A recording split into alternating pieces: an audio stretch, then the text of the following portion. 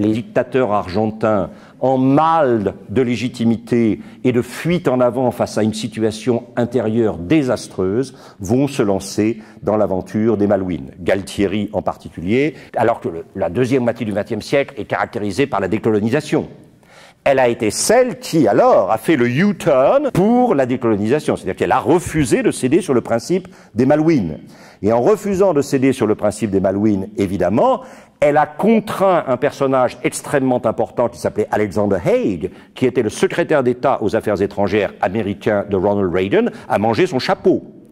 Puisque traditionnellement, la doctrine Monroe dit que l'Europe ne peut pas intervenir dans les affaires de l'Amérique, qu'elles soient du Nord, du Centre ou du Sud.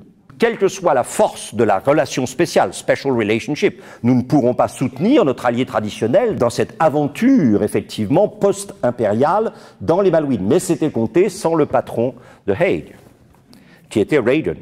Très clairement, la special relationship a connu son dernier flamboiement avec elle, c'est-à-dire ce lien étroit du fait que l'Angleterre, comme le disait le général, ne regarde pas vers l'Europe, mais regarde vers le grand large. Et le grand large, évidemment, c'est l'Atlantique, c'est le lien traditionnel entre l'Angleterre, la mère patrie et les colonies, et qui a permis, par contre, à Margaret Thatcher de tirer les marrons du feu dans l'histoire des Malouines.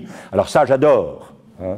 Je ne sais pas si vous voyez à gauche, évidemment, Red Butler et Scarlett O'Hara, Clark Gable et Vivian Leigh, dans le grand incendie d'Atlanta. Et alors là, je ne peux pas résister au plaisir de vous traduire.